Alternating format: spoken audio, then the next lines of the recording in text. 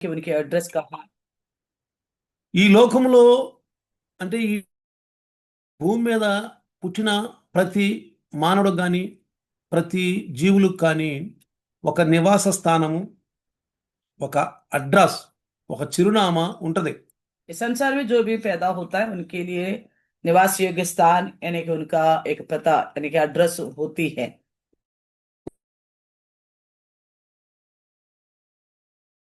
ఉన్నటువంటి మరి అడ్రస్ ఏంటి? लेकिन परमेश्वर का कौन सा पता है? ఎక్కడుంటాడు वो దేవుడు? कहाँ रहता है? ఎక్కడ నివసిస్తాడు? कहाँ वास करता है? ఏంటి ఆయన అడ్రస్ ఏంటి? क्या है उनकी एड्रेस? ఇది ఈరోజు మనం తెలుసుకుందాం. इस बात को हम जानेंगे आज।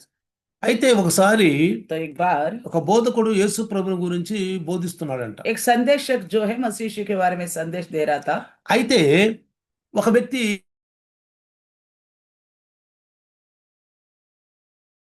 ఆ దేవుని యొక్క ఆ పరలోకంలో ఉండే ఆ దేవుని యొక్క అడ్రస్ నాకు చెప్పు అన్నాడంట. एक व्यक्ति ने पूछा उनसे, जब परमेश्वर जहाँ रहता है उनका पता मुझे बताओ बोला। ఎక్కడుంది ఆ అడ్రస్? कहाँ है उनके पता? దేవుడు ఎక్కడుంటాడు? कहाँ रहता है परमेश्वर? ఆయన ఉండే యొక్క స్థానం ఎక్కడుంది? उनका रहने का स्थान कौन सी है? అయితే దైవజనుడు కొద్ది నిమిషాలు చాలా నివ్వరపోయి ఆలోచిస్తూ మొదలుపెట్టాడు. तो वो प्रभु का दास बहुत देर ऐसा आश्चर्यचकित हो गया और सोचना शुरू करा। ఆయన బైబిల్ చదవటం वो మొదలుపెట్టాడు. बाइबल पढ़ना शुरू करा।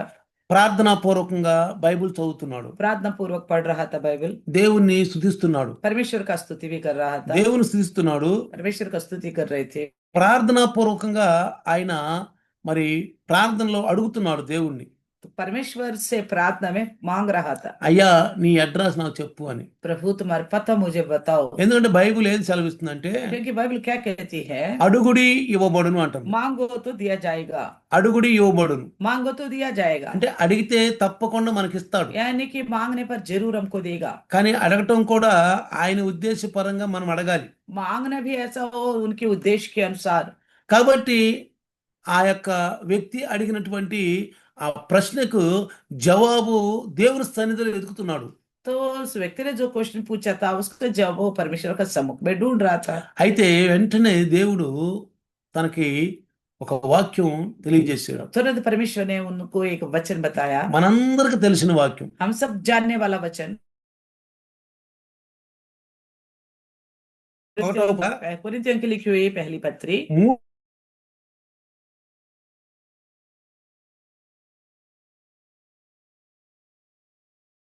3వ అధ్యాయం 16వ వచనములో 3 का 16 में చూడండి, అక్కడ మీరు దేవుని ఆలయం ఉన్నారని మీరు ఎరుగరా? तो लिखा है कि क्या तुम नहीं जानते कि तुम तो परमेश्वर का मंदिर हो? ఇక్కడ రాయబడినటువంటి వాక్యాన్ని జాగ్రత్తగా మనం గమనిస్తే यहाँ का वचन को ध्यान से सुनेगा तो మీరు దేవుని ఆలయమై ఉన్నారని మీకు తెలియదా? क्या तुम नहीं जानते कि तुम परमेश्वर का मंदिर हो? 3:16 3 का 16 में మీరు దేవుని ఆలయమై ఉన్నారనియు దేవుని ఆత్మ మీలో నివసించున్నారనియు మీరు ఎరుగరా? क्या तुम नहीं जानते कि तुम परमेश्वर का मंदिर हो और परमेश्वर की आत्मा तुम में वास करता है? ఎవడైనను దేవుని ఆలయమును పాడు చేసిన యెడల దేవుడు వారిని పాడు చేయును. यदि कोई परमेश्वर का मंदिर को नष्ट करेगा तो परमेश्वर उसे नष्ट करेगा। దేవుని ఆలయము పరిశుద్ధమై ఉన్నది, మీరు ఆయన ఆలయమై ఉన్నారు. क्योंकि परमेश्वर का मंदिर पवित्र है और वह అంటే यानी कि ఇప్పుడు దేవుని నివాస స్థలము ఎవరంటే మనమే. परमेश्वर का निवास स्थान कौन है? हम ही हैं। ఇప్పుడు ఆయన అడ్రస్ మనలో జీవిస్తున్నటువంటి ఆయన యొక్క వాక్యము, ఆయన ఆత్మై ఉన్నాడు, ఆయనే దేవుడై ఉన్నాడు. तो उनका पता है कि हमारे अंदर जो जिंदा है वही उनके वचन और उनका पता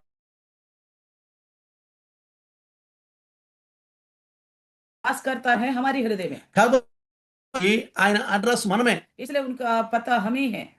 ఆయన అడ్రస్ మనమే కాబట్టి మనలో దేవుడు ఉన్నాడని ప్రతి ఒక్కరూ ఆ దేవుణ్ణి మన ద్వారా చూడాలి. तो उनका पता हमारे अंदर है, तो इस संसार के हर एक जने और परमेश्वर के पता को हमारे द्वारा देखना चाहिए। మనల్ని చూస్తే దేవుణ్ణి చూసినట్టే. उन्हें लगना चाहिए अगर हमें देखा तो परमेश्वर को देख लिया है, ఆ బైబుల్ మనలో ఉండాలి. क्योंकि बाइबल हमारे अंदर रहनी चाहिए। బైబుల్ మనలో ఉండాలి. बाइबल हमारे अंदर हो, ఆ బైబుల్ వాక్యం మనలో ఉండాలి. वो बाइबल का वचन हमारे अंदर हो, మన ద్వారా దేవుడు ఇతరులతో మాట్లాడాలి. हमारे द्वारा परमेश्वर दूसरों से बात करे। అంటే మనుషులు దేవుని కనుగొనాలంటే మన ద్వారానే మనలోనే కనుగొనాలి. कि मनुष्य परमेश्वर को अगर ढूंढना है, पहचानना है, तो हमारे द्वारा ही पहचानना है। ఆయన యొక్క జీవితాన్ని మనం ఒక్కసారి కనుక జాగ్రత్త కనుక చూస్తే अगर उनकी जिंदगी को एक बार ध्यान से देखे, చూడండి, देखिए ఆయన ప్రకటన గ్రంథము प्रकाशित वाक्य, ప్రకటన గ్రంథము प्रकाशित वाक्य है 1వ అధ్యాయము पहला अध्याय 3వ వచనం కనుక మనం చదివితే, तीसरा वचन पढ़ेगा तो 1వ అధ్యాయం 3వ వచనం पहला अध्याय का तीसरा वचन, చూడండి, సమయము సమీపించినది కనుక ఈ ప్రవచన వాక్యములు చదువువాడును వాటిని విని ఇందులో వ్రాయబడిన సంగతులను గైకొని వారు ధన్యులు. धन्य है वे जो इस भविष्यवाणी के वचन को पढ़ता और वे जो सुनते हैं और उसकी इसमें बातों को मानते हैं, क्योंकि समय निकट है। ఎవరైతే ఆయన్ని కనుగొంటారో जो कोई उनको पहचानेगा వాళ్ళు ధన్యులు. ఈ లోకంలో वे धन्य है इस संसार में। కనుగొన్న వాళ్ళు ధన్యులు. जो पहचानते हैं निकट है, అంటే यानी कि యేసు ప్రభు రావటానికి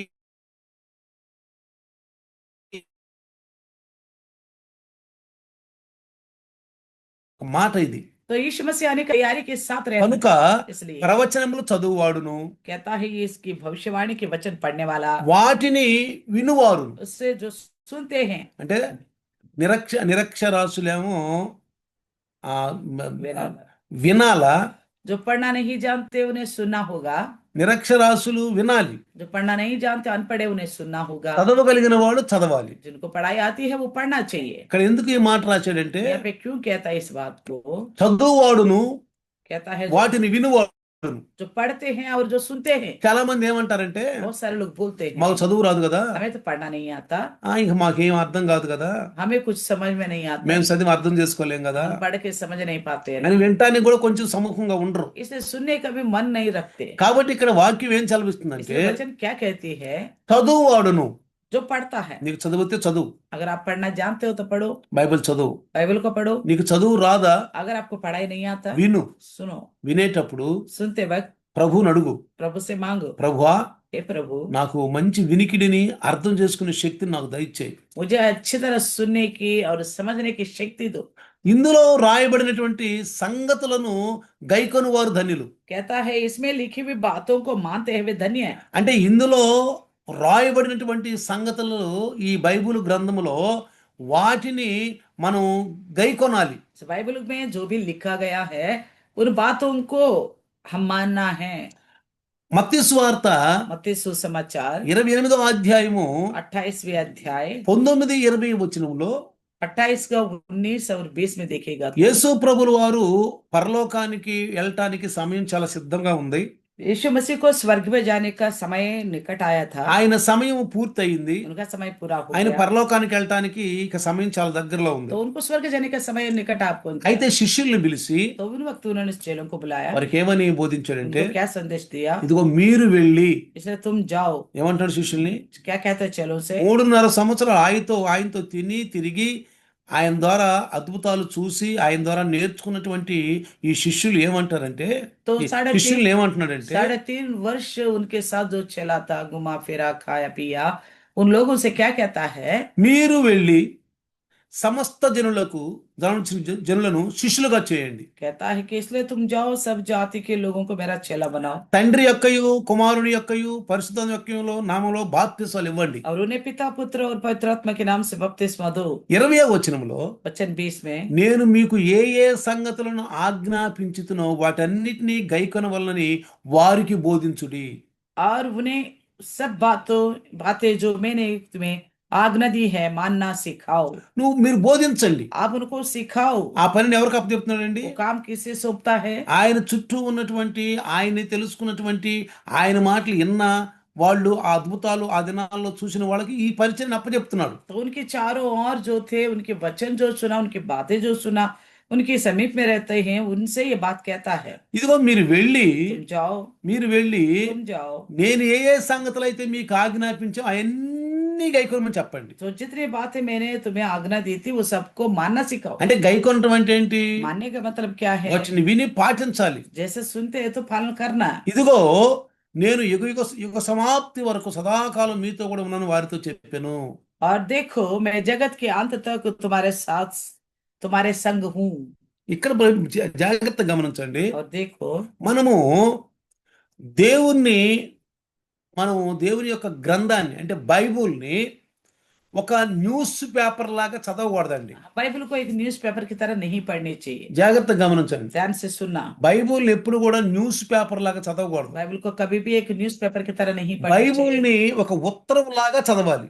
बाइबल को एक चिट्ठी के बराबर पढ़ना चाहिए। ఉత్తరం లాగా చదవాలి. एक चिट्ठी के ఈ बराबर। యొక్క 2026 సంవత్సరంలో ये 2026वीं साल మనం में కొన్ని విషయాలు ఆధ్యాత్మిక విషయాలు నేర్చుకుందాం. कुछ आत्मिक बातों को सीखेंगे, కొన్ని నేర్చుకుందాం. कुछ सीखेंगे। పరిశుద్ధాత్ముడు पवित्र आत्मा ఎవరైతే చదువుతున్నారో जो कोई पढ़ते हैं, ఎవరైతే వింటున్నారో जो कोई सुनते हैं, వాళ్ళతో మాట్లాడుతున్నాడు. उनसे बात करता है। వింటున్నవారు सुनने वाले, చదువుతున్న వారితో पढ़ने वाले, పరిశుద్ధాత్ముడు उन మాట్లాడుతున్నాడు. लोगों से पवित्र आत्मा प्रभु बात करता है। ఇక్కడ న్యూస్ పేపరు మనం ఓపెన్ చేసినప్పుడు जब न्यूज़पेपर को हम खोलते हैं, ప్రతిరోజు ఉదయం న్యూస్ పేపర్ చదువుతాం. हर दिन सुबह न्यूज़पेपर को पढ़ते हैं। అయితే ఆ న్యూస్ పేపర్ ఓపెన్ చేసినప్పుడు जैसे न्यूज़पेपर को ओपन करते हैं, మనకి ఇష్టమైన కొన్ని సంగతులు చదువుతాం. हम ऐसा पढ़ते हैं जो हमें अच्छा लगता है।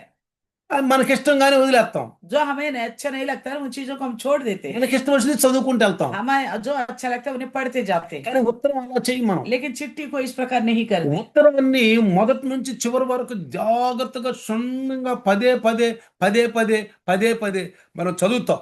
चिट्ठी को हम क्या करते हैं, शुरू से लेकर अंत तक पढ़ते हैं और बार बार पढ़ते हैं। అది దాన్ని మనం చదివి దాన్ని మనం బాగా అర్థం చేసుకుంటాం. उसको हम पढ़ते हैं और अच्छी तरह समझते हैं उसे। ఇది అంతం వరకు చదవాలి. इसी प्रकार इसे अंत तक पढ़ना అంటే होता है। 66 పుస్తకాలు. यानी 66 किताब। ఈ 66 పుస్తకాల్ని इन 66 किताबों को జాగ్రత్తగా చదివి बढ़िया ध्यान से पढ़े, జాగ్రత్త చదివి ध्यान से पढ़े, మనం దేవునికి కృతజ్ఞతలు చెల్లించాలి. तो फिर परमेश्वर की शुक्रगुजारी करनी चाहिए। చూడండి, देखो ఇది ప్రపంచాలకి దేవుడిచ్చిన ఒకటి వాగ్దానము. ये तो दुनिया भर के लोगों की खातिर दिया गया एक वादा है। రెండోది, दूसरा, దేవుడు పరలోకం నుండి భూమి మీదనున్న సంఘమైన తన వధువునకు ఒక ప్రేమ లేఖ వ్రాసినట్లుగా ఉంది ఇది. ऐसा है कि जो स्वर्ग में परमेश्वर है, जो पृथ्वी पर की कलिसिया, जो उनकी दुल्हन की कलिसिया, उसके लिए एक प्रेम की चिट्ठी लिखने की जैसा ही है। ఈ యొక్క లేఖని इस चिट्ठी అంటే को ప్రియుడు వధువుకి రాస్తున్నటువంటి ఒక ఆధ్యాత్మికటువంటి ప్రేమ లేఖ.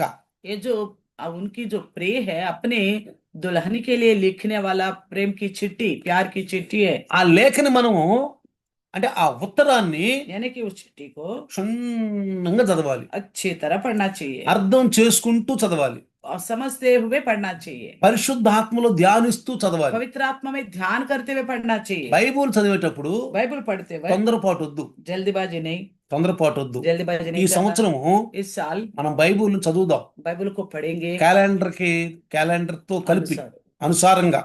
बाइबल के कैलेंडर के मुताबिक। లేఖ కదా ఇది. ये चिट्ठी है नहीं एक। ఈ లేఖని అక్కడక్కడక్కడ చదవము. इस चिट्ठी को जगह वहां थोड़ा यहाँ थोड़ा ऐसा नहीं ఈ पढ़ेगा। లేఖని అక్కడక్కడక్కడ కొంత చదివామనుకో चिट्ठी को थोड़ा यहाँ थोड़ा वहां पड़ेगा तो మనకి ఆ సందేశం రాసిన వ్యక్తి యొక్క భావము రాసిన వ్యక్తి యొక్క విషయం మనకి క్షుణ్ణంగా తెలియదు. अगर हम उस चिट्ठी को जहां मर्जी वहां पढ़ने लगेगा तो जिसने वो चिट्ठी लिखी है, उसका उद्देश्य, उसका स्वभाव, वो जो क्या कहना चाहता है, वो हमें समझ में नहीं आता। మీకు అర్థమవుతుంది కదా समझ में आ रहा है ना मेरी बात? నేనేం చెప్తున్నాను? मैं क्या कह रहा బైబుల్ని हूँ? बाइबल को న్యూస్ పేపర్ లాగా చదవద్దు. न्यूज़पेपर के समान मत पढ़ना। అట్లా చదవద్దు. ऐसा नहीं पढ़ना है। ఎందుకని? क्यों? ఈ న్యూస్ పేపర్ ని మన ఇష్టం, మనకి ఏది అవసరం అయితే అది ఆ యాడ్లు ఉంటాయి కదా, హెడ్లైన్లు ఉంటాయి కదా, వాటిని చూసి చదివేసుకుంటూ వెళ్ళిపోతాం మనం. न्यूज़पेपर में क्या करते हैं कि जो हेडलाइन लिखे होते हैं ना, उनमें जो पसंद आएगा उसी को अच्छी तरह पढ़ेंगे। కొన్ని వదిలిపెడతాం, కొన్ని చదువుతాం. कुछ अच्छा लगता तो पढ़ेंगे, कुछ छोड़ देते। కానీ लेकिन ఉత్తరం గనక వస్తే अगर चिट्ठी आती है, మన ప్రియులు మన కొరకు ఏమి రాశారు? हमारा प्रियजन हमारे लिए क्या पता क्या लिखा है। క్షుణ్ణంగా మొదటి నుంచి చివరి వరకు క్షుణ్ణంగా చదివేస్తాం. ऐसे में हम क्या करते हैं, शुरू से लेकर अंत तक अच्छी तरह पढ़ते हैं ఇంకా నెమరు వేసుకుంటూ చదువుతాం. और भी ध्यान करते हुए पढ़ते हैं ఇంకా ఏమేమి విషయాలు తెలుసుకోవడం చదువుతాం. और क्या क्या लिखा है करके जानने के लिए पढ़ेंगे। రెండోది दूसरा, ప్రపంచాలకి దేవుడిచ్చినటువంటి అత్యున్నతమైనటువంటి ఒక వాగ్దానం అండి ఇది. तो इस दुनिया भर के लोगों की खातिर परमेश्वर ने दिया एक अद्भुत वचन है ये। మనందరికి తెలిసిన వాక్యమే. అయితే పరిశుద్ధాత్మ దేవుడు ఒక నూతన ఆత్మతో నూతన ఆలోచన విధానంగా ఆత్మీయ లోతుల్లో మాట్లాడుతున్నారు. वचन तो हम सबको पता है, मगर पवित्र आत्मा परमेश्वर एक आत्मिक गहराइयों के द्वारा हमसे बात करता है। ఏంటి ప్రపంచాలకి దేవుడిచ్చిన అద్భుతమైనటువంటి వాగ్దానం ఏంటి? दुनिया भर के लोगों के खातिर परमेश्वर ने ऐसा उत्तम वादा क्या दिया है। చూడండి, देखिए, యోహాను సువార్త यूहन्ना सुसमाचार 3వ అధ్యాయము 3रा अध्याय 16వ వచనం. 3 का 16। ఇదే దేవుడు ఈ భూమి మీద ఉన్న వాళ్ళకి ప్రపంచాలకు ఇచ్చిన అత్యుత్తమైనటువంటి వాగ్దానం. इसी को हम कहते हैं कि परमेश्वर ने दुनिया भर के लोगों के खातिर दिया गया उत्तम वादा। దేవుడు లోకమును ఎంతో ప్రేమించను परमेश्वर ने जैसे ऐसा प्रेम किया, కాగా తన అద్వితీయ కుమారునిగా పుట్టిన వాని యందు విశ్వాసముంచు ప్రతి వాడును నశింపక నిత్య జీవం పొందినట్లు ఆయనను అనుగ్రహించెను. क्योंकि परमेश्वर ने जगत से ऐसा प्रेम रखा कि उसने अपना एकलौता पुत्र दे दिया ताकि जो कोई उस पर विश्वास करे वे नष्ट ना हो परंतु अनंत जीवन पाए। అంటే ఇది దేవుడు ఈ ప్రపంచాలకు ఇచ్చినటువంటి అత్యున్నతమైనటువంటి వాగ్దానం. ये परमेश्वर इस दुनिया भर के लोगों के खातिर दिया गया उत्तम वादा है। అందరికి सभी लोगों के खातिर, అందరికి ఆహ్వానం. सभी लोगों के लिए निमंत्रण। ఏమంటున్నాడు क्या कहता है, చూడండి, देखो, లోకాన్ని ప్రేమించాడు, जगत से प्रेम किया, అందరిని ప్రేమించాడు. सबसे प्रेम किया। లోకములో ఉన్న వాళ్ళు మనుషులు संसार के लोग जो है, మనుషులు ఆ మనుషుల్ని దేవుడు ప్రేమించాడు. संसार में जो लोग हैं उन सभी लोग उनसे परमेश्वर ने తన प्रेम किया। అద్వితీయ కుమారుడుగా పుట్టిన వారిని విశ్వాసముంచు ప్రతి వాడును నశింపక నిత్య జీవం పొందినట్లు ఆయన అనుగ్రహించెను. तो उसने अपना एकलौता पुत्र दे दिया ताकि जो कोई उस पर विश्वास करे वे नष्ट ना हो परंतु अनंत जीवन తన पाए। కుమారుణ్ణి పంపించాడంటే మనకు దానంగా ఇచ్చేసాడు మన अपने కుమారుణ్ణి. पुत्र को देने का मतलब है कि हमें दान के तौर पर दे दिया। మనకు తన కుమారుణ్ణి ఇచ్చి हमारे लिए अपने पुत्र को दिया ఆ కుమారుణ్ణి నమ్ముకోమంటున్నాడు. और कहता है उस पुत्र पर भरोसा करो। ఆ కుమారుణ్ణి నమ్ముకుంటే ఎవరు కూడా అంట తొట్టిల్లి పడరంట. कोई भी इस पुत्र पर भरोसा करेगा तो कोई भी ठोकर नहीं खाएगा। ఇక్కడ ఒక విషయం చెప్తాను మీకు. एक और बात बताऊंगा, ఈ బైబిల్ అనేది ఒక ప్రేమ లేఖ లాంటిది. ये बाइबल जो है ये प्रेम की चिट्ठी है। ప్రేమ లేఖ. प्रेम की चिट्ठी। అమెరికా దేశంలోనంట ఇరువురు ప్రేమకులు ఉండేవాళ్ళు అంట. तो अमेरिका देश में एक जोड़ी था प्रेम करने वाले। ఆ ప్రేమించిన వ్యక్తి మంచి రచయిత అంట. तो प्रेम करने वाला अच्छा लेखक था, మంచి రచయిత. अच्छी लेखक था। చాలా ప్రేమతో ఆకర్షణంగా ఉత్తరాలు రాసేవాడంట. तो बड़ा प्यार से आकर्षित होने के जैसा चिट्ठियां लिखता था। ప్రతిదినం ఆయన రాసే ఆ ఉత్తరాలని ఒక పెద్ద కట్టగా తయారయ్యాయి అంట. तो हर दिन वो जो चिट्ठी लिखते थे प्यार की, वो एक बहुत बड़ी बंडल जैसा बन गया। ఆ ఉత్తరాలునంట ఆమె భద్రంగా మరి దాచుకుందంట. तो उस औरत ने इन चिट्ठियों को बड़ी सावधानी से संभाल के रखी। వారి ప్రేమ దినదినము పెరిగిపోతుందంట. उनकी प्यार जो है दिन पे दिन बढ़ते जा रही थी వాళ్ళిద్దరికి వివాహం అయింది. और उन दोनों को शादी हो गया। వివాహం అయిన తర్వాత शादी होने के बाद యవ్వన కాలంలోనే नौजवान स्थिति में ही, వివాహానంతరము शादी होने के बाद, ప్రియుడు చనిపోయాడు. तो उनका जो प्रिय है वो दूल्हा खत्म हो गया। యవ్వన కాలంలో नौजवान स्थिति में ही వారి దాంపత్యం ఎక్కువ దినాలు కొనసాగలేదంట. उनके विवाह का जिंदगी ज्यादा दिन नहीं चली। యుక్త వయసులోనే తన ప్రియుడు కోల్పోయింది ఆమె. छोटी सी उम्र में ही अपने पति को खो चुके वो।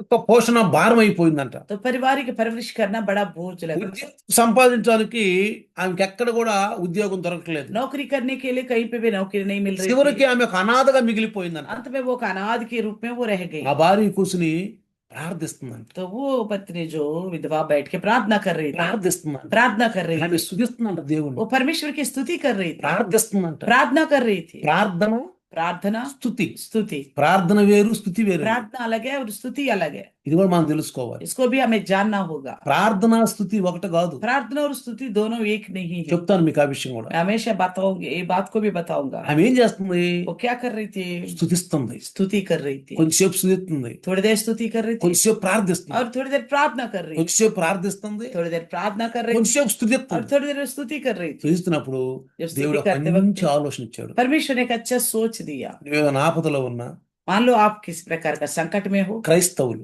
ईसाई के बोले, క్రైస్తవులు ఎప్పుడైనా ईसाई लोग देखिए कभी भी ఆపదలో గాని, कोई संकट में है, దుఃఖంలో గాని, कोई दुख में है, మరి అనారోగ్యాల్లో గాని, या तो बीमारी में है, ఎటు తోసని స్థితిలో ఉన్నప్పుడు, कुछ समझ में नहीं आ रहा है, ऐसी स्थिति में हो, మనసు ఏం బాగానప్పుడు, मन कुछ अच्छा नहीं लग रहा हो, మనసు బాగా వ్యాకులం అయిపోయినప్పుడు, मन में बड़ा व्याकुलता हो, విశ్వాస జీవితం అనేది ఒక పెద్ద భారంగా ఉన్నప్పుడు ऐसा लगता है जब ये विश्वास का जिंदगी बहुत बड़ा बोझ है, ఏం చేయాలి తెలుసా? क्या करना पता है। ముందుగా మోకరించాలి. सबसे पहले घुटनों में आना है, మోకరించి घुटनों में आकर ముందు ప్రార్థించండి. और प्रार्थना करो। ముందు ప్రార్థించండి. सबसे पहले प्रार्थना करो, ఆ తర్వాత స్తుతించండి. उसके बाद स्तुति करो। ప్రార్థించండి, प्रार्थना करो, స్తుతించండి. फिर स्तुति करो। ఎప్పుడైతే నువ్వు ప్రార్థించి స్తుతిస్తావో, जैसा आप प्रार्थना करोगे और स्तुति करोगे, ఆ ప్రార్థన అనేది అంటే ఒక రిప్లై కార్డ్ లాంటిదంట. प्रार्थना जो है एक रिप्लाई कार्ड की तरह है। Reply card. रिप्लाई कार्ड నువ్వు ఉత్తరం రాస్తావు, यानी कि चिट्ठी लिखते हो आप, నీకు ఉత్తరం రాస్తారు. फिर आपको चिट्ठी लिखा जाता है। ఇదివరకు ఈ ఫోనులు లేనప్పుడు जब वो फोन नहीं था మరి సిస్టర్ వాళ్ళ బాబాయి మరి ఎప్పుడు ఒక ఉత్తరం రాసేవాడు. तो सिस्टर का चाचा हमेशा चिट्ठी लिखता था। వారంలో ఒక ఉత్తరం ఇటు నుంచి వెళ్ళాలి, ఇంకొక వారం ఉత్తరం అటు నుంచి ఇటు రావాలి. तो एक हफ्ता में वहां से इधर आना है चिट्ठी, अगले हफ्ता यहाँ से वहां जाना था, అక్కడి నుంచి ఉత్తరం రావాలి, वहां से चिट्ठी आना है, ఇక్కడ నుంచి ఉత్తరం వెళ్ళాలి. यहाँ से चिट्ठी जाना है। దీన్ని ప్రార్థన అంటారు. इसी प्रकार प्रार्थना, ప్రార్థన ఒక రిప్లై కార్డు, రిప్లై ఉత్తరం లాంటిది. तो प्रार्थना का कार्ड एक रिप्लाई कार्ड जैसा है प्रार्थना। నువ్వు ప్రార్థిస్తున్నప్పుడు जैसे आप प्रार्थना నీ करते हो, ప్రార్థన పరలోకానికి వెళ్ళుద్ది. आपकी प्रार्थना स्वर्ग में जाएगी, అక్కడి నుంచి నీకు జవాబు వచ్చింది. वहां से आपको जवाब मिलेगा। నువ్వు స్థుతిస్తున్నప్పుడు आप जब स्तुति करते हो, దేవుడు ఆ స్థుతుల మీదంట ఆశీనుడు అంటే కూర్చుంటాడంట. तो जब आप स्तुति करोगे तो परमेश्वर उस स्तुतियों के ऊपर विराजमान స్థుతుల ठहरेगा। మీద ఆశీనుడు అంటే उन అతను स्तुतियों के ऊपर కూర్చోడు. विराजमान यानी कि उसमें बैठे रहेंगे, తన సింహాసనాన్ని వేసి तो కూర్చుంటాడు. सिंहासन डालकर बैठेंगे, ఆయన మన రాజు, क्योंकि वो हमारा राजा మన है, ప్రభువు. हमारा प्रभु है, అందుకే రాజులకు రాజు, इसलिए राजाओं का राजा, ప్రభువులకు ప్రభు, प्रभुओं का प्रभु, మన ప్రార్థనలు వినేవాడు. हमारे प्रार्थना को सुनने वाला है। చూడండి, देखिए ఎప్పుడైతే ఆయన ప్రార్థిస్తుందో जैसे वो प्रार्थना करने लगे, భారంగా ప్రార్థిస్తున్నాడు. बड़े बोझ से ప్రార్థన కూడా ఆత్మతోను సత్యంతోను ప్రార్థన చేయాలి. प्रार्थना भी आत्मा और सच्चाई के द्वारा करना चाहिए। ఏదో ఇట్లా చేసి ఇట్లా కాదండి. तो ऐसा नहीं ऐसा यूं कर ली, నీకు జవాబు రావాలి. तो हमारी प्रार्थना का जवाब आनी है, మన ప్రార్థన పరలోకానికి వెళ్ళాలి, हमारी प्रार्थना स्वर्ग में पहुंचनी అక్కడ है, జవాబు రావాలి. वहां से जवाब आनी है। మన సమస్యలకు, हमारे समस्याओं को మన लेकर, బాధలకు, हमारे तकलीफों को మన लेकर, ఇరుకులు ఇబ్బందులకు हमारे संकट और दिक्कतों को మనం लेकर, సంతోషంగా ఉంటాము. तभी हम खुश रह అంటే पाएंगे। కొంత ప్రభువులో పని చేయాలి మనం. यानी कि कुछ प्रभु में हम काम करें। ఏంటి ఆ పని? क्या है ये काम? ఆత్మీయ పని. आत्मिक काम, ఆత్మీయ పని आत्मा में काम, प्रार्थना। ప్రార్థన. ఈ ప్రార్థన प्रार्थना వెంటనే అంట तुरंत ही ఒక ఆలోచన వచ్చిందంట. एक सोच आ गया। ఏం చేసిందంటే, क्या किया? ఆ రచయిత తన భర్త ప్రేమతో రాసినటువంటి ఆ ఉత్తరాలన్నిటిని ఏం చేసిందంటే ఒక గ్రంథంగా అచ్చువేయాలనే తలంపు ఆయనకు వచ్చేసింది. तो उस औरत को ये स्मरण में आ गया, उनका पति जो प्रेम से चिट्ठी लिखा करता था, उन सारा चिट्ठियों को एक किताब बनाने का और उसको छापने का उनको मन आ गया था। వెంటనే ఏం చేసిందంటే तुरंत उसने क्या किया? ఆ యొక్క ఉత్తరాలన్నిటిని తీసుకొని वो सारा चिट्ठियों को लेकर ఒక గ్రంథంగా తయారు एक చేసింది. ग्रंथ के रूप में बनाया। అయితే तो फिर అమెరికాలో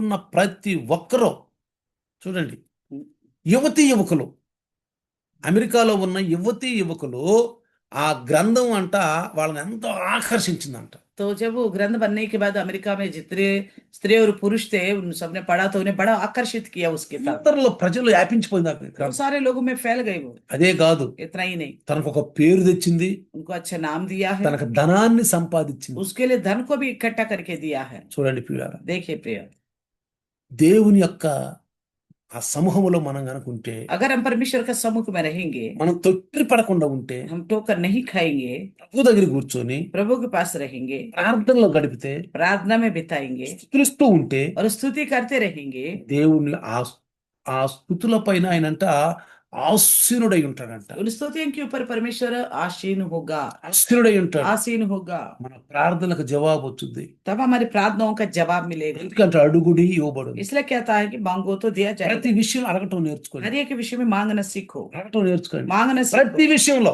हर एक विषय में, ప్రతి విషయంలో हर एक विषय में అడగండి. मांगो। ప్రభు నాకు ఇది కావాలి, प्रभु मुझे चाहिए, ప్రభు నాకు అది కావాలి. प्रभु मुझे फलाना चाहिए। ఆయన చిత్తానుసారంగా ఏది అడిగినను ఆయన మనకిస్తాడు. उनकी इच्छा के अनुसार अगर कुछ भी मांगे हम, वो हमें देगा।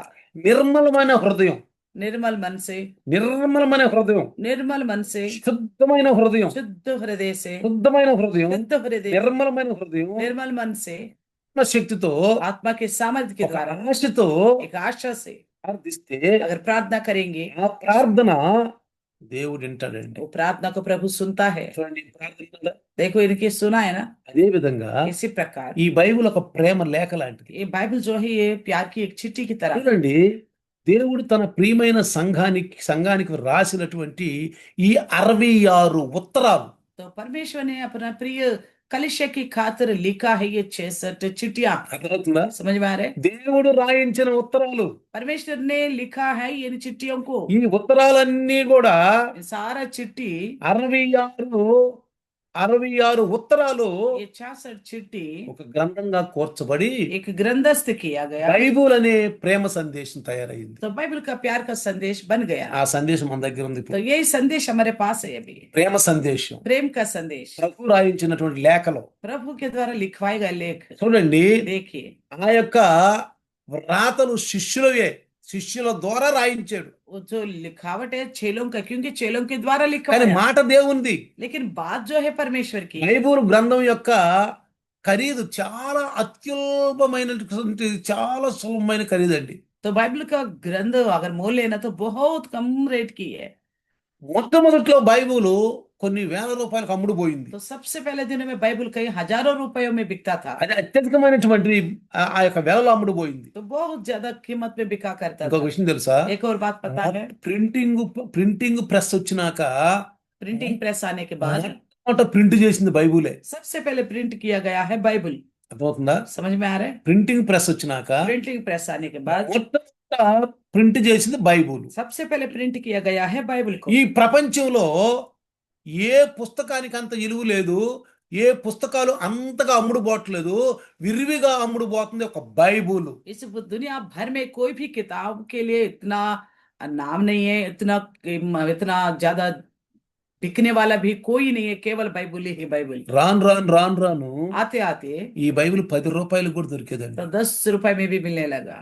కానీ ఈనాడు लेकिन आज బైబిల్ అమ్మటంలో ఒక వ్యాపారం అయిపోయింది. बाइबल को बेचना एक बिजनेस हो गया, వ్యాపారం అయిపోయింది. बिजनेस हो गया। అనేక మందికి బైబిల్ అందలేకపోతుంది. तो बहुत सारे लोगों को बाइबल नहीं मिल रहा है, కానీ लेकिन దేవుని కృప వలన परमेश्वर की कृपा బైబిల్ से అంటది ఆయన గురించినటువంటి శేషం ఉంది అంటది బైబిల్. तो उनकी शेष यानी कि उनके लिए बचे हुए लोग हैं, వాళ్ళు మాత్రం वो బైబిల్ని ఉచితంగా, बाइबल को मुफ्त में बेचते। చూడండి, మనం ఎన్ని బైబిల్ పంచేవాళ్ళం. देख हम कितना बाइबल ग्रंथ को మన దగ్గర బైబిల్ ఉన్నాయి, ఇప్పుడు हमारे पास अभी भी बाइबल है, చాలా బైబిల్ ఉన్నాయి. बहुत सारा। కావాలంటే మీరు తీసుకోండి, चाहिए तो आप लीजिएगा, బైబిల్ తీసుకోండి. बाइबल ले लो। తీసుకుని ఎవరెవరికి కావాలో బైబిల్ మీరు పంచండి. तो जिन जिन को ये आवश्यकता है उनके बीच में बांटिएगा, ఎక్కడ అవసరం అక్కడ పంచండి. जहाँ जरूरत है वहां बांटो। బైబిల్ తీసుకోండి, बाइबल ले लो, మీ యొక్క బ్యాగ్ లో పెట్టుకోండి. आपकी बैगों में रखो, అవసరమైన చోట బైబిల్ ఇవ్వండి. जहाँ जरूरत है वहां बाइबल दे दो। ఇదేంటి తెలుసా? ये क्या है पता है? ప్రభువుని అనేకులకు అందించటం. तो प्रभु को लेकर बहुत सारे लोगों से मिलाना, ప్రభువుని అనేకులకు అందించటం. प्रभु को लेकर कई सारे लोगों से मिलाना। కాబట్టి ప్రియులారా, इसलिए ఈ प्रियो, బైబుల్ అత్యధికంగా అమ్ముడుపోయే బైబుల్, ये ज्यादातर बिकने वाले ये बाइबल, ఉచితంగా ఇవ్వబడుతున్న బైబుల్, मुफ्त में देने वाले बाइबल, ఈ బైబుల్ ని ఆది కాండం నుండి ప్రకటన గ్రంథం వరకు उत्पत्ति से लेकर प्रकाशित वाक्य तक దేవుడు రాయించినటువంటి ఆధ్యాత్మిక లేఖలు 66 లేఖల ఉత్తరాలు. परमेश्वर ने लिखवाया है आत्मिक तौर पर ये लेख 66 चिट्ठियां हैं। కాబట్టి इसलिए దేవుని అడ్రస్ ఎక్కడుంది ఇప్పుడు? परमेश्वर का पता है कहाँ? చెప్పండి, बताइए ఎక్కడుంది అడ్రస్? कहाँ है पता? ఆ అడ్రస్ నేనే. पता आप और हम। ఈ అడ్రస్ ये पता మన పితృడు అబ్రహాం తెలుసండి, हमारे पूर्वज जो अब्राहम है वो जानता था, ఇస్సాకు తెలుసండి, इसहाक को पता है, యాకోబు తెలుసండి. याकूब को भी पता है। అందుకే इसलिए వాళ్ళు ప్రార్థించారు. उन्होंने प्रार्थना किया है। వాళ్ళు ప్రార్థించినప్పుడు उन्होंने जब प्रार्थना किया, ఆ ప్రార్థనకు జవాబులు దొరికాయి. उस प्रार्थना का जवाब मिल गया। కాబట్టి ఆయన యొక్క చిరునామా, స్థిరమైన అడ్రస్ నువ్వు నేను. उनकी जो हमेशा रहने वाली पता आप और हम ही हैं। తిరిగి తిరిగి తిరిగి తిరిగి దేవుడెవరు అనే బాధల్లో శోధనలో నీ దగ్గరికి వస్తే ఆ అడ్రస్ వాళ్ళకి దొరికిపోద్ది. और कोई इधर उधर घूमा फिरा परेशान हो गया, परमेश्वर का पता को लेकर अगर कोई आपके पास आता तो उनको परमेश्वर का पता मिल गया, అమ్మయ్య అడ్రస్ దొరికిపోయింది. तो वो कहेंगे बाप रे एड्रेस तो मिल गया। ఎంత శాంతి పడతారండి. कितना शांति पाएंगे पता है। చూడు ఒక వ్యక్తి అంట, देखिए एक व्यक्ति, నాకెవరు లేరు, मेरे पास कोई नहीं है, నన్ను ఎవరు అర్థం చేసుకోవట్లేదు, कोई मुझे समझने वाला नहीं है, ఇంట్లో వాళ్ళు అర్థం ना చేసుకోవట్లేదు, घर के लोग नहीं समझ रहे, పిల్లలు అర్థం చేసుకోవట్లేదు, ना बच्चे समझ रहे, భార్య అర్థం ना చేసుకోవట్లేదు, पत्नी समझ रही, భర్త అర్థం చేసుకోవట్లేదు, पति भी नहीं समझ रहे, ఇరుగు చేసుకోవట్లేదు, ना आसपास के लोग समझते हैं, బంధుమిత్రులు అర్థం ना చేసుకోవట్లేదు, रिश्तेदार समझते हैं।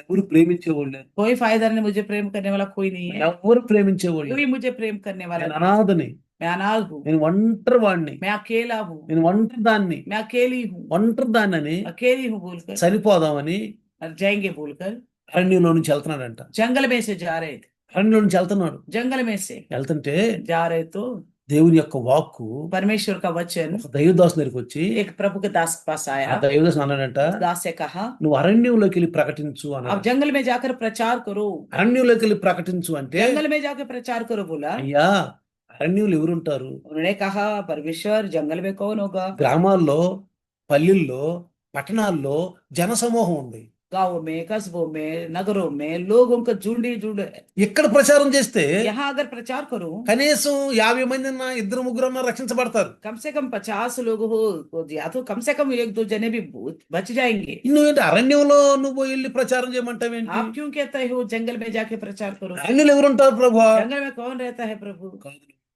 लेकिन कहा, तुम जाओ, వెళ్ళి ప్రచారం చేయి. तुम जाके प्रचार करो। అరణ్యంలోకి వెళ్ళి जंगल में जाकर ఒకటే ఒకటి, దేవుడు లోకమునంతా ప్రేమించాడు. उन्होंने प्रचार किया एक ही एक बात, परमेश्वर ने जैसे बहुत प्रेम किया। ఇదిగో నిన్ను దేవుడు ప్రేమిస్తున్నాడు. देखो आपको परमेश्वर प्रेम करता है, నిన్ను దేవుడు ప్రేమిస్తున్నాడు. आपको परमेश्वर प्रेम करता है। ఇదిగో నీ కొరకు దేవుడు ఈ లోకానికి దిగొచ్చాడు. देखो तुम्हारे लिए परमेश्वर संसार में उतर के आ गया। నిన్ను ఎవరు ప్రేమించమని దేవుడు నిన్ను ప్రేమిస్తున్నాడు. कोई आपसे प्रेम करे ना करे, परमेश्वर आपसे प्रेम करता రా है। దేవుడి దగ్గరికి రా, बोलने लगा, आप ఆయన परमेश्वर ప్రేమను के पास పొందుకో. उनके प्रेम को अपनाओ। ఈ స్వరం అతనికి వినపడింది. ये आवाज उनके कानों तक पहुंच गया। చనిపోదామని వెళ్తున్న వ్యక్తి స్వరం వినపడింది. तो मरने के लिए जा रहा था उसी व्यक्ति को ये आवाज सुनाई दिया। వెంటనే వచ్చానంట, तुरंत आके कहा, చూడండి, क्या कोई है ऐसा है जो मुझे प्रेम करते हैं? నన్ను ప్రేమించే వాళ్ళు ఉన్నారు. क्या मुझे प्रेम करने वाला है क्या? అవునయ్య, हाँ, నిన్ను ప్రేమించేవాళ్ళు आपको प्रेम करने वाला है। ఎవరు? कौन है पता? वो యేసయ్య. यीशु मसीह। యేసయ్య. यीशु मसीह। యేసయ్య ఎక్కడున్నాడు అడిగాడు. उन्होंने बोला, यीशु मसीह है कहाँ? ఎక్కడున్నాడు అడిగాడంట. कहाँ है? मैंने कहा, मेरे अंदर है, నా ద్వారా ఆయన మాట్లాడుతున్నాడు. मेरे द्वारा वो बात कर रहे हैं, నా ద్వారా ఆయన మాట్లాడుతున్నాడు. मेरे द्वारा बात करता है, నా దగ్గర ఉన్నాడు దేవుడు. मेरे अंदर है परमेश्वर। ఇదిగో నీకు మార్గం చూపించమన్నాడు. कहता है मार्ग दिखाने के लिए बोला आपको। మెల్లగా ఆయన్ని తీసుకెళ్లి సంఘంలో చేర్చాడు. धीरे धीरे उनको ले जाके कलश में शामिल किया। పరిశుద్ధాత్ముడు ఒకటే విషయం చెప్తాడు. पवित्र आत्मा प्रभु एक ही एक बात ఈ कहता है, లోకంలో దేవుడు లేకుండా తిరుగుతున్న వాళ్ళు, इस संसार में जो बिना ईश्वर का घूम रहे हैं ना, నిరాశలై తిరుగుతున్న तो बेकार में घूम रहे हैं, సంఘం దగ్గర చేర్చాలి. वो कलश में लेके आइए, సంఘం దగ్గరికి చేర్చాలి. कलश में लेके आइए। సంఘంలోకి వచ్చినాక कलश में आने ఆ के बाद వ్యక్తి నేర్చుకుంటాడు. वो व्यक्ति सीखेगा, నేర్చుకుంటాడు. మనందరం వచ్చి ఆ వ్యక్తిని ప్రేమించాలి.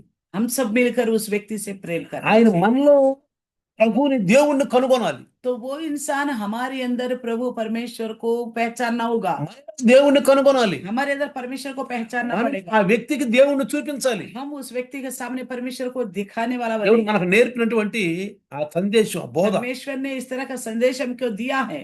దేవుణ్ణి చూడలే ఆయన. परमेश्वर को नहीं देखा उसने। చెప్పండి, దేవుణ్ణి చూశాడా? क्या आप बताइए, क्या देख लिया उसने? ఆయన దేవుణ్ణి చూడలేదు. उन्होंने नहीं देखा। ఇంకోటి చెప్పాలంటే एक और बात बताऊं, మనం క్రీస్తుని కూడా చూడలా. हम मसीह को भी नहीं देखा, దేవుణ్ణి చూడలేదు, परमेश्वर को भी नहीं देखा, క్రీస్తుని కూడా చూడలా. मसीह को भी नहीं కానీ ఎట్ देखा। నమ్మాలండి? लेकिन भरोसा कैसे करे? ఎట్ నమ్మాలంటే कैसे भरोसा करे? యేసును చూసిన వాళ్ళు ఉన్నారు.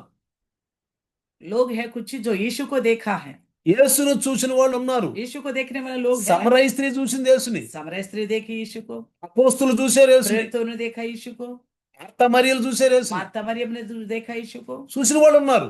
देखे हुए बहुत सारे हैं, बहुत सारे लोग हैं जो गवाही देते हैं।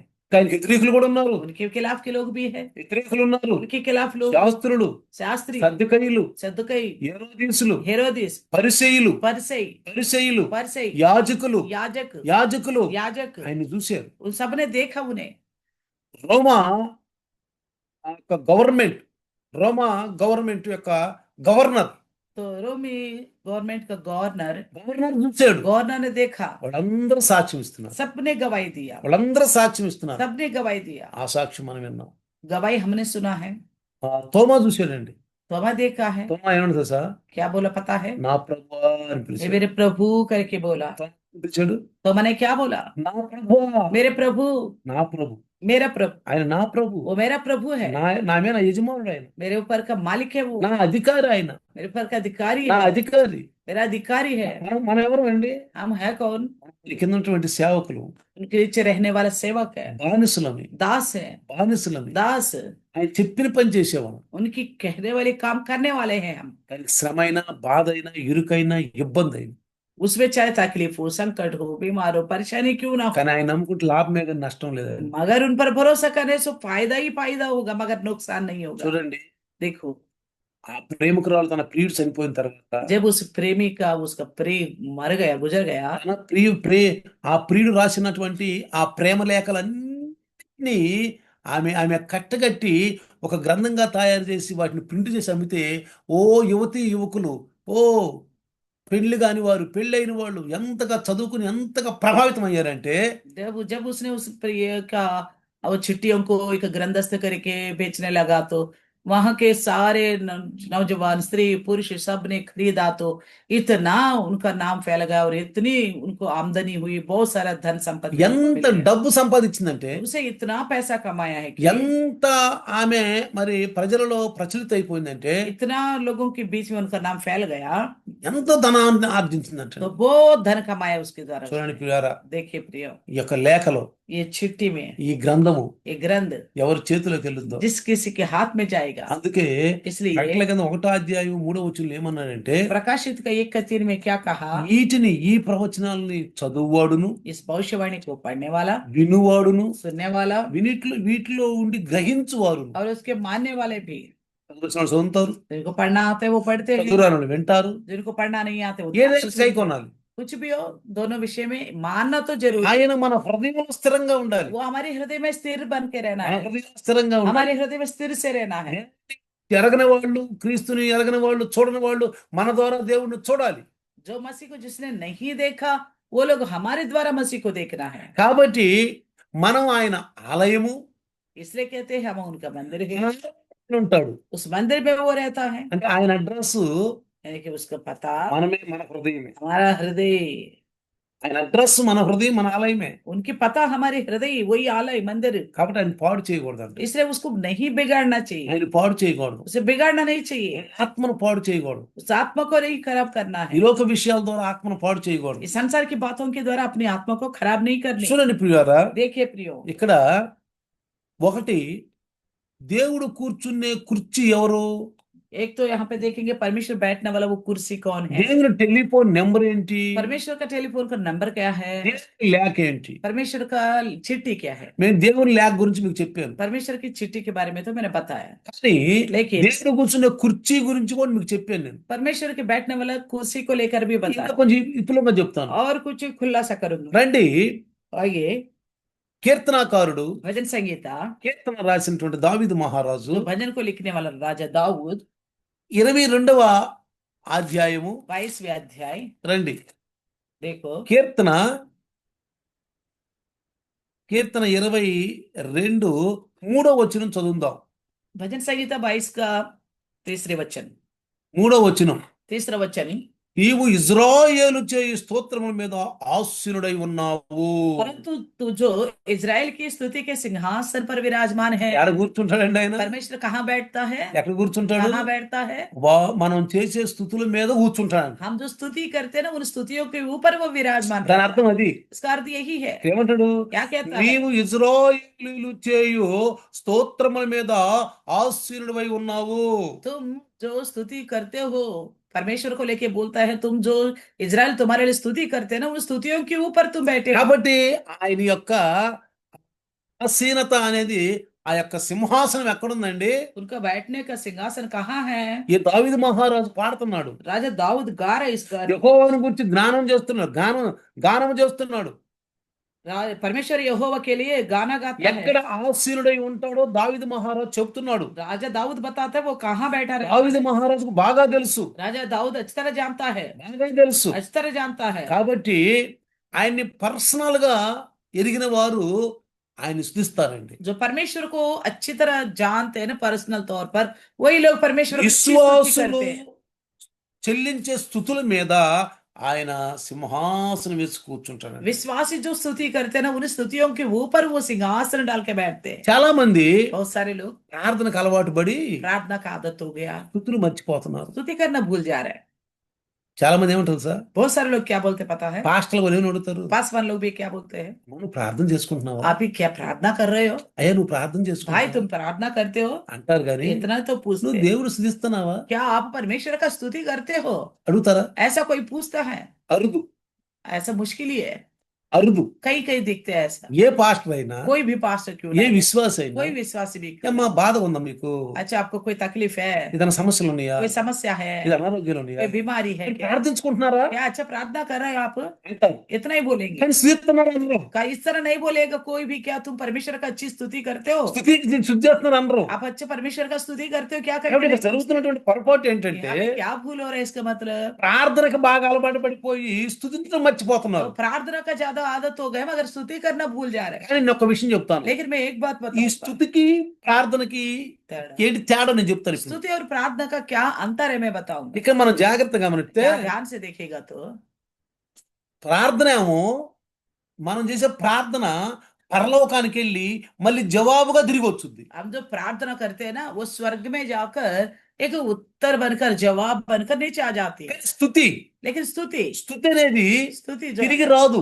वो वापस नहीं आते। ఆ స్తుతుల మీద उन स्तुतियों के ऊपर దేవుడు సింహాసనం వేసి కూర్చుంటాడు. तो परमेश्वर ही सिंहासन बैठता है। ఈ స్తుతి అనేది ఎలాంటిదంటే, ये स्तुति कैसी है कि ఈ స్తుతి అనేది ये स्तुति చూడండి, देखो, స్తుతి అనేది మరి దేవుని దగ్గర అనగా దేవుని యొక్క ఆ కంఠ స్వరము, మన కంఠ స్వరం అనేది అక్కడ ఉండిపోతుంది. అక్కడ स्तुति करने से మన కంఠ हमारे స్వరం, ఆ स्तुति, స్తుతించే కంఠ స్వరం అక్కడ ఉండిపోతుంది. तो हम जो स्तुति करते हैं ना, हमारे कंठ से निकलने का वाली आवाज वहां रह जाती है। ఉదాహరణ, सादृश्य के ఎవరైనా लिए పెద్దోళ్ళని పిలుస్తాం మనం ఫంక్షన్లకి, फंक्शन में कोई बड़े बड़े लोगों को बुलाते हैं, విఐపీలు పిలుస్తాం. वीआईपी को, ఆ గౌరవార్థంగా సూచనగా उनकी एक सम्मान के चिन्ह पर బుకే ఇస్తాం, एक बुके देते हैं, పూలమాలేస్తాం. तो फूल माला भी चढ़ाते हैं।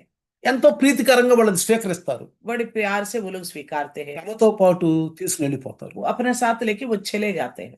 చూసారా, देखा, మనం బుకే ఇచ్చినా, हम बुके दे दिया, షాలు కప్పినా, शॉल ओढ़ा ఇంకా ఏదైనా పూలమాలలు వేసినా और फूल माला भी दिया, అవి కృతజ్ఞతగా వాళ్ళు తీసుకుని వెళ్ళిపోతారు. और शुक्रगुजारी के साथ वो लेके जाते हैं, తీసుకుని వెళ్ళిపోతారు. ले जाते हैं। ఇది इसी प्रकार स्तुति దేవుని దగ్గర ఉంటుంది. परमेश्वर के पास ठहर जाती है, ఒక ఆనవాలుగా ఉంటుంది.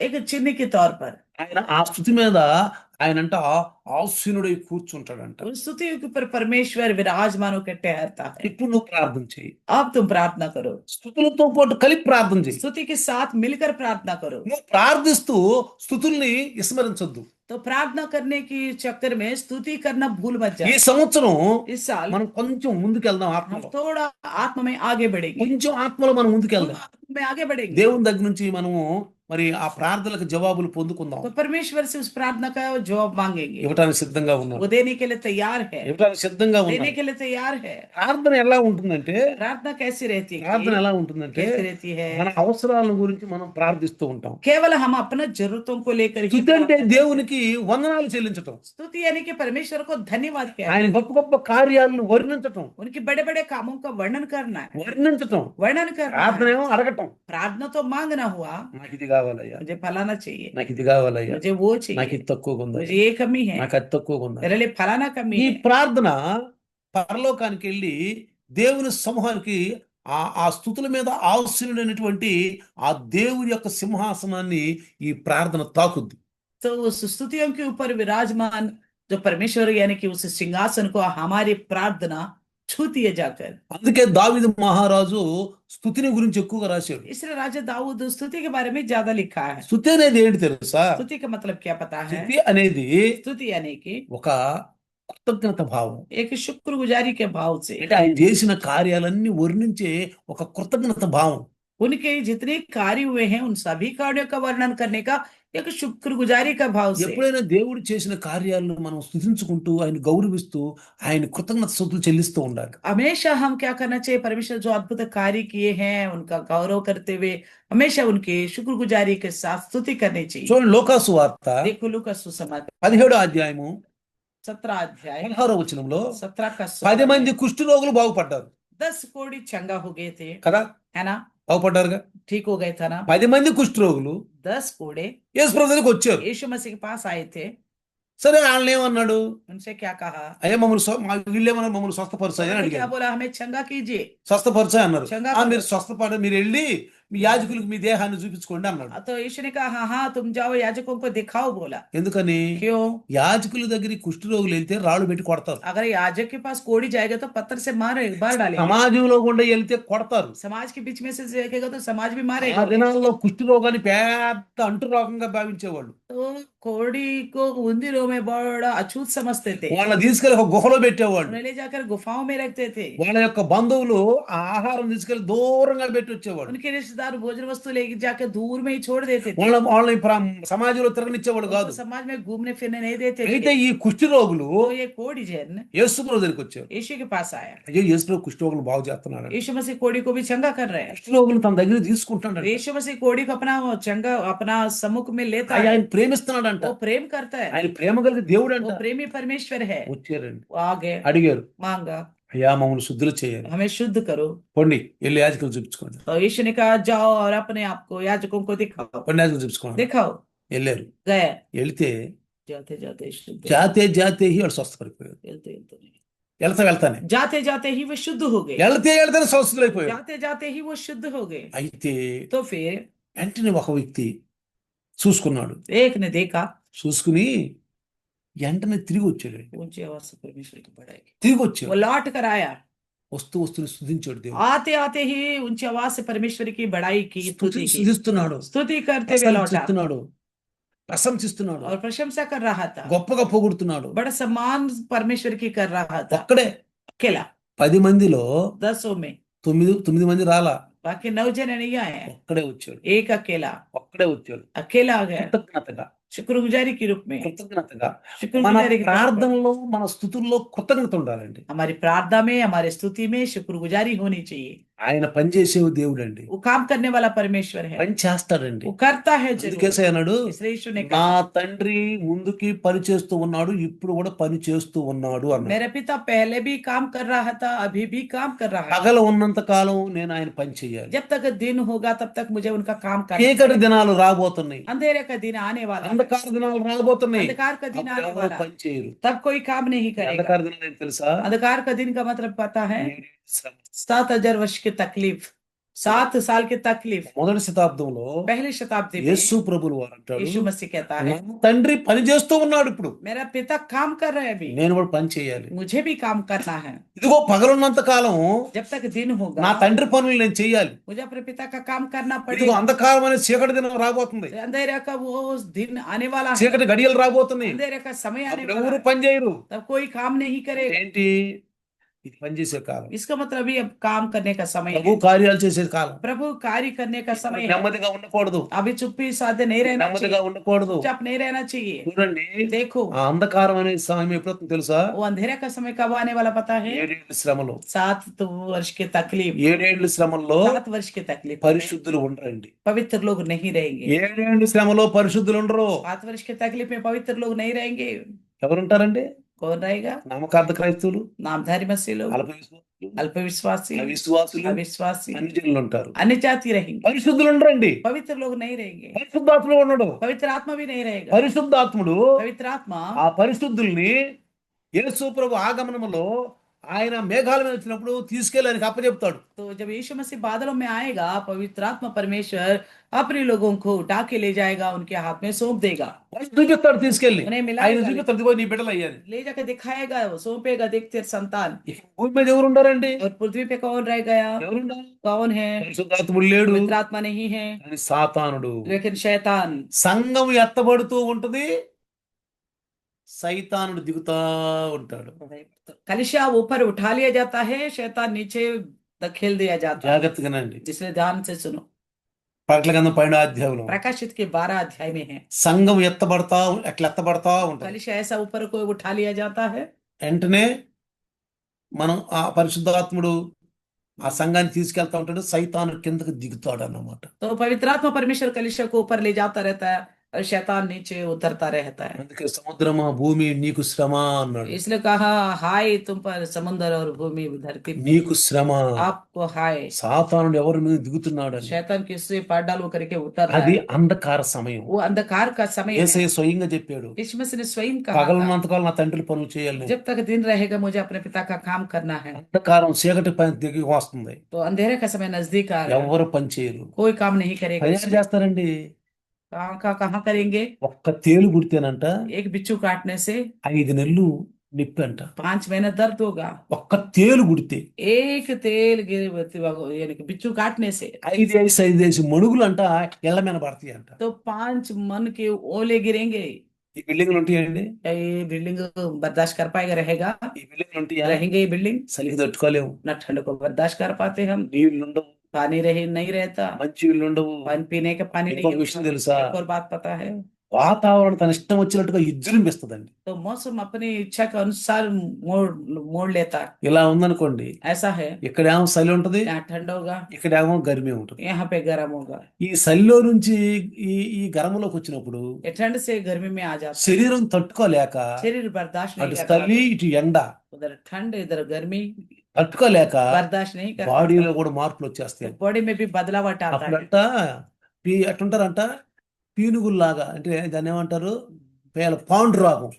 तो तब लोग पीला पीला दिखेंगे, పాండు రోగం వచ్చినప్పుడు తెల్లగా పాలిపోతారంట. तो पीला सा सफेद सा हो जाएगा इंसान, సరైన ఆహారం ఉండదంట. ढंग का खाना नहीं होगा। ఇంకెవరు వాక్యం చెప్తారండి? तो ऐसा में कौन वचन ఈ बताएगा? బాధలే తట్టుకుంటారా, వాక్యమే చెప్తారా? ये तकलीफ को झेलेंगे या वचन सुनेंगे? ఇప్పుడైతే अब तो మనకి ఎన్ని బాధలు వచ్చినా, चाहे हमें कितना भी तकलीफ क्यों ना आए, శోధనలు వచ్చినా, कितना भी परेशानी क्यों ना आए, నుంచి घुटनों में आकर వాని ప్రార్థన చేస్తే, प्रभु बोलकर प्रार्थना करेगा, ఆయన స్తుతిస్తే, अगर उनकी स्तुति करेगा, ఆయన మన స్థుతుల పైన ఆశీనుడు. वो हमारी स्तुति के ऊपर विराजमान ठहरेगा, ప్రార్థనలు విని हमारी प्रार्थना को सुनेगा ప్రార్థనలకు జవాబిస్తాడు. और हमारी प्रार्थनाओं का जवाब देगा, हमारे रोग को दूर అందుకే करेगा। కీర్తనకారుడు ఏమన్నాడు? इसलिए भजनकार ने क्या कहा?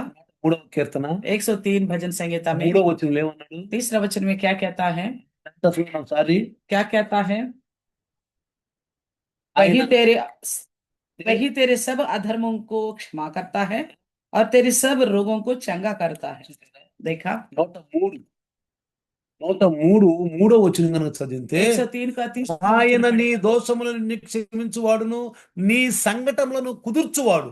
कहता है वे तेरे सारे अधर्मों को क्षमा करता है और तेरे सब रोगों को चंगा करता है। సంకటములు అంటే మనకు వచ్చే సంకటం అంటే రోగాలు. तो हमारे संकट जो यानी कि हमारे जो आते हैं बीमारियां, అన్ని రోగాలు బాగు చేస్తానంట. तो रोगों को दूर करेगा తర్వాత और మన దోషాలు తీసేస్తాడు, हमारे अधर्मों को भी क्षमा कर देता है। దోషాలు తీసేస్తాడు. अधर्मों को क्षमा करता है। ఈ సమయం, ये समय, ఇది పనిచేసే ये సమయం. काम करने का समय। చూడు, లాజరు చనిపోయిన విషయంలో యేసు ప్రభు ఏమన్నాడు? जो लाजर का मृत्यु हुआ तो जब यीशु मसीह ने क्या कहा? శిష్యులతో ఏమన్నాడు? चेलों से, రండి, आओ, పగలనంత కాలం మేము పని जब చేయాలి, तक दिन रहेगा तब तक काम करना है, పని చేయాలి, जो काम करना వాళ్ళు है। వెళ్దాం పైన అన్నాడు. चलो चलते हैं बोले, వెళ్దాం పైన అన్నాడు. चलो चलते हैं పగటి बोले। కాలం అండి ఇది.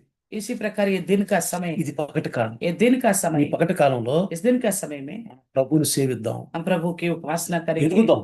पढ़ेंगे। ఈ నూతన సంవత్సరం, इस नए साल ఈ में 2026 సంవత్సరం 2026 साल ప్రభువులో ఎదుగుదాం. प्रभु में बढ़ेंगे, ప్రభువులో ఎదిగితే, प्रभु में बढ़ेगा। ఆయనకు ప్రార్థన చేస్తే, अगर उनकी प्रार्थना ఆయన करेगा, స్తుతిస్తే, अगर उनकी स्तुति करेगा, ఆ స్తుతుల పైన హాస్యుడై కూర్చొని वो स्तुतियों के ऊपर विराजमान होकर మన बैठेगा, ప్రార్థనలకు జవాబు ఇచ్చేస్తుంది. फिर हमारी प्रार्थनाओं को जवाब दे देगा। ప్రార్థనలు మనం పొందుకుంటాం. प्रार्थना का उत्तर हम पाएंगे। చూడండి, देखिए, తెస్సలోనికి రాసినటువంటి మొదటి తెస్సలోనికి రాసిన పత్రిక చూడండి. पहला थेसलोनिके लिखी पत्री, మొదటి తెస్సలోనికి రాసిన పత్రిక पहला थेसलोनिके 5వ అధ్యాయం 16వ వచనం కనుక చూస్తే, 5 का 16 देखेगा तो 5వ అధ్యాయము 16వ వచనం, 5 का 16, 16, 17, 18, 16, 17, 18, ఎల్లప్పుడూ సంతోషముగా ఉండుడి, ఎడతెగక ప్రార్థన చేయుడి, ప్రతి విషయమందును కృతజ్ఞతాస్తుతులు చెల్లించుడి.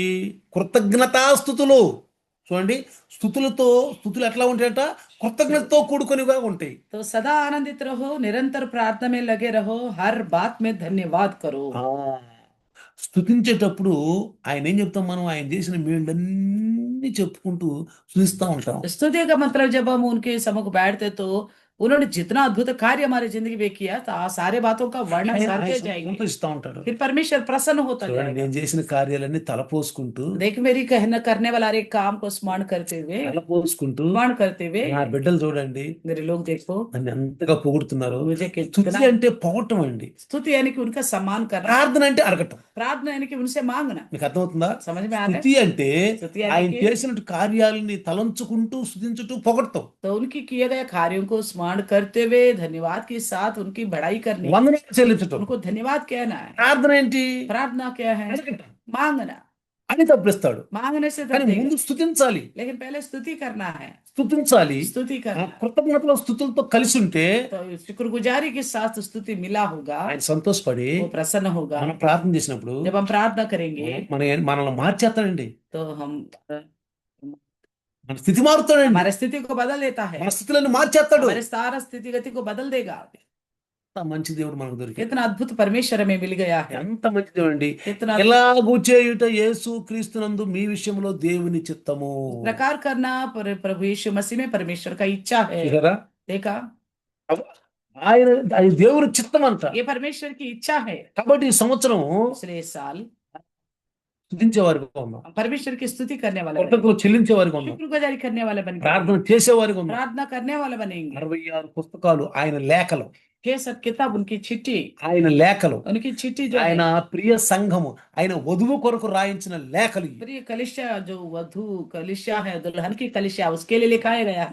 ఈ లేఖలో ये चिट्ठियां 66 पुस्तकाలు గ్రంథస్థం చేయబడి तो 66 किताब ग्रंथ बनाया गया, ఇది అనేక మందికి ఇస్తే ये बहुत सारे लोगों को देने का। రక్షించబడడం ఆత్మీయ ధనం అండి. तो जितना उद्धार पाते वो सब हमारे आप పరలోకం అంటే అసీము ధనం అంటిది. तो स्वर्ग में असीम धन है, దొంగలు దోసుకోరు, न चोर छेंद लगाएगा, పురుగు తినదు, न कीड़ा खाएगा, न कीड़ा खाएगा, తర్వాత తుప్పు పట్టదు, न खाई लगेगा, తుప్పు పట్టదు. खाई भी नहीं ఇంకా लगेगा, దావీదు అంటాడు, इसलिए जंग भी नहीं लगेगा। నేనేమి ఇస్తున్నానయ్యా? तो क्या था दाऊद, मैं क्या दे रहा हूँ? నువ్వు ఇచ్చిన దానిలో నేను నీకు ఇస్తున్నా. तुम जो देते हो उसमें से देता हूँ। నా రెక్కలు, నాకు మంచి రెక్కలు ఇచ్చావు, मुझे अच्छे बाजू दिए हैं, నాకు మంచి జ్ఞానం ఇచ్చావు, अच्छे ज्ञान दिया, నాకు మంచి కాళ్ళు చక్కని బలంగా ఇచ్చావు, मेरे पैर में बल दिया, నేను పని చేసుకోవడానికి నాకు సహాయం చేసావు. मेरा काम करने के लिए आपने मदद। ఇదే స్థుతులు.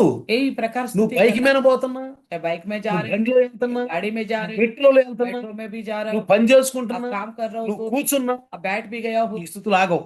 ये स्तुति रुकता नहीं है। స్థుతులు చెల్లిస్తూనే ఉంటాం, स्तुति स्तुति करते रहेंगे, చెల్లిస్తూనే ఉంటాం. स्तुति करते ही रहेंगे, ఆయన చేసిన కార్యాలు తలపోసుకుంటాం, उनका कार्यों को स्मरण करते అప్పుడు रहेंगे, ప్రార్థన చేస్తాం. तब फिर प्रार्थना ముందే करें। ఆయన సంతోషపరిచాము, पहले स्तुति के द्वारा उनको हमने खुश किया, బాగా సంతోషపడ్డాడు, बड़ा खुश हो गया బాగా परमेश्वर, సంతోషపడ్డాడు. बड़ा आनंदित हो गया।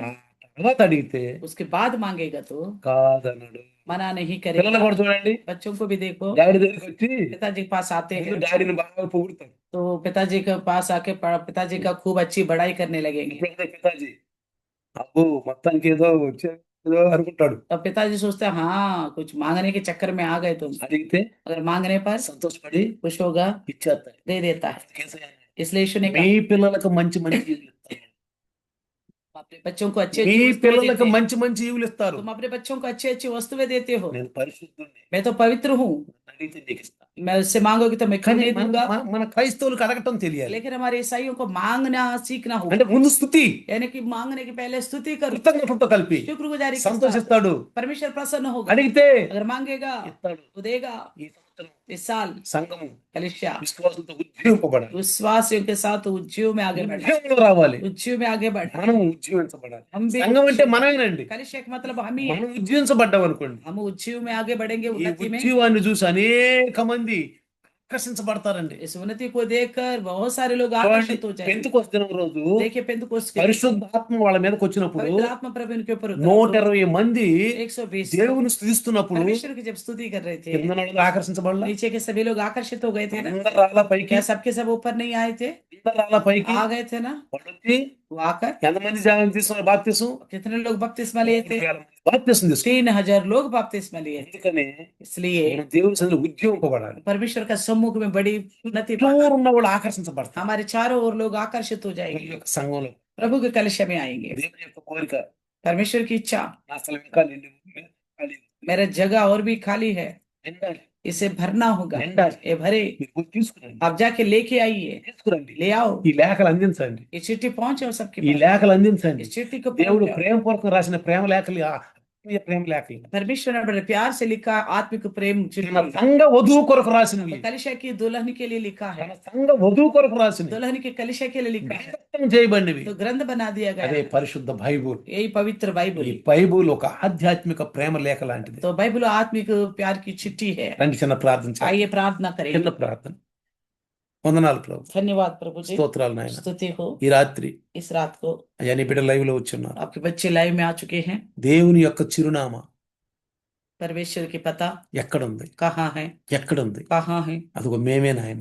आपने कहा हम ही है, మేమే ఆయన ఆలయము. हम आपका मंदिर है, మాలోనే మీరున్నారు. हमारे अंदर आप है। దేవుని ఎరగనప్పుడు మమ్మల్ని చూడాలి.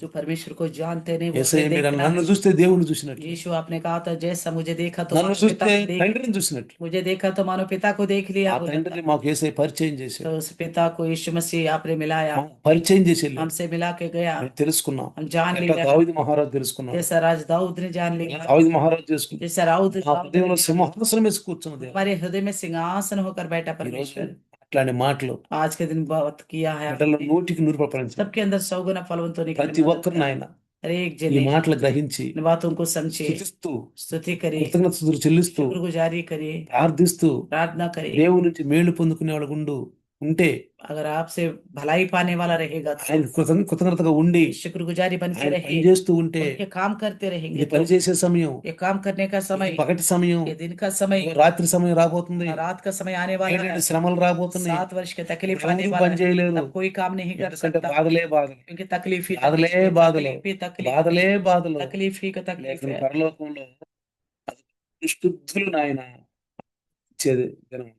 तो स्वर्ग में पवित्र लोग आनंदित हो जाएंगे। ఆ దినం కోసం ఎదురు చూస్తాం. उस दिन के लिए हम इंतजार करते ఈరోజు हैं। నిజాల ద్వారా మాట్లాడిన మాటలు आज आपके दास द्वारा बताए गए సాతాను वचन, ఎత్తుకుని పోకుండా शैतान उठा के ला 100కి 100 100 సహాయం गुना फलवंत होने के लिए मदद యేసు करें। నామములో यीशु के नाम से मांगते हैं, आमीन। आमीन। पिता परमेश्वर का प्यार, प्रभु यीशु मसीह की महान कृपा, पवित्र आत्मा का सहभागिता आज और कल युगान युग तक सदा काल यम्मानियल बन के रहे। आमीन। आमीन। హల్లెలూయా, हालेलुया, హల్లెలూయా. हालेलुया। అందరికీ వందనాలమ్మా. सबको प्रेज द लॉर्ड। అందరూ బాగు